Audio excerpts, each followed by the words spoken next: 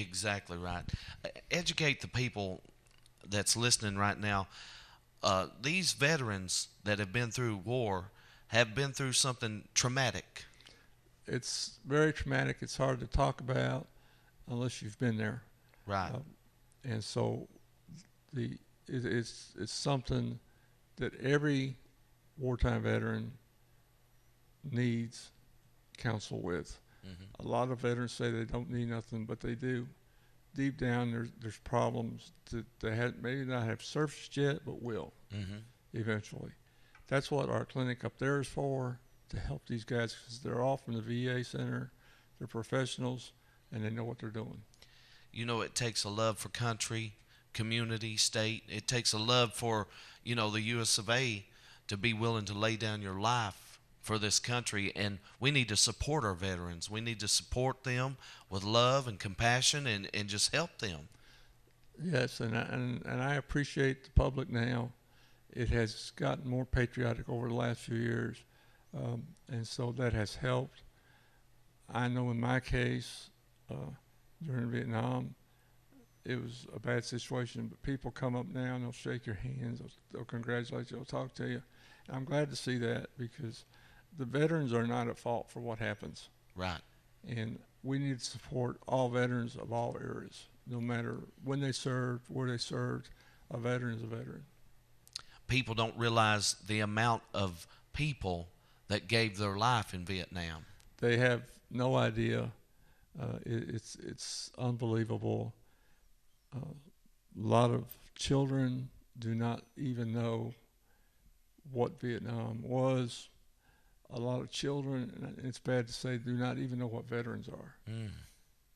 They haven't been taught, uh, which is sad. And that's why we try to work on our school programs and different things like that to raise awareness, not just about the Vietnam thing, but about all wars. What is a veteran? Exactly. And, a lot of people don't realize a lot of these men and women have come back disabled. They've lost a leg, they've lost an arm, maybe an eye, or something like that.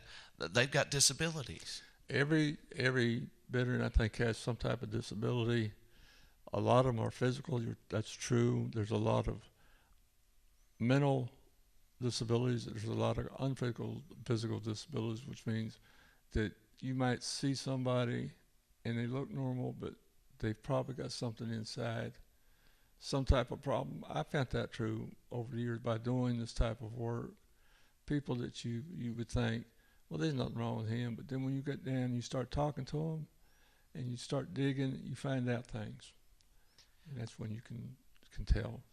We're living in a time that it seems like a lot of people take their freedom for granted, but a lot of men and women have laid down their life, sacrificed, went over to foreign countries so that we can have these freedoms. Yeah, I think freedom is a word now. It's not what it should be. They don't realize the sacrifices that are made throughout the ages, all the way back to probably when the country was founded.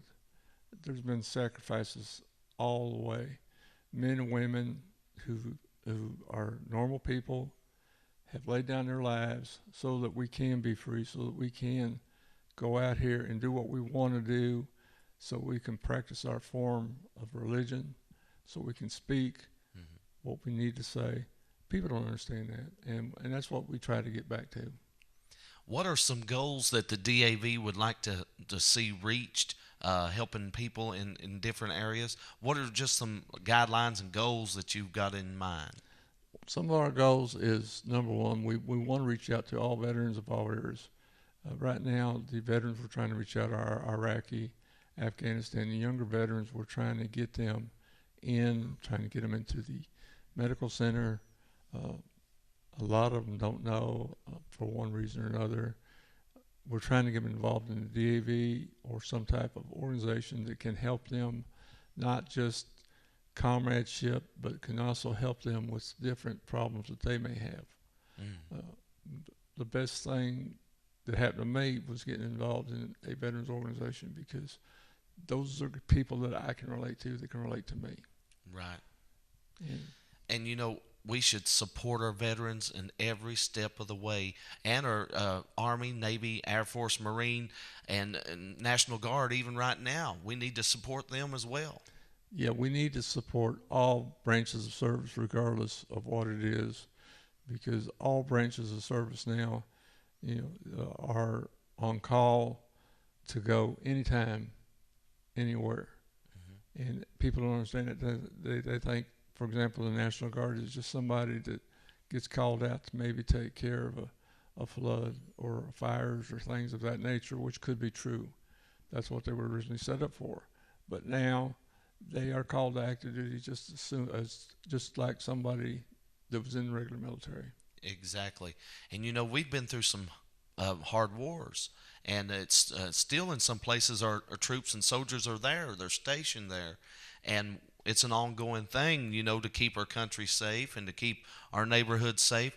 So, what are ways as the public can get the word out for the DAV?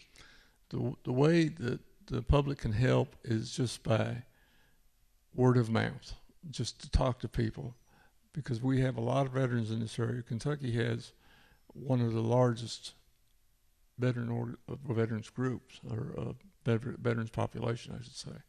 And so there is a lot of veterans in the state of Kentucky. Whether they're a DAV member or not, they can talk to their neighbor, talk to their friends, just get the word out. That's what I try to tell people, is just tell people that we're here to help you.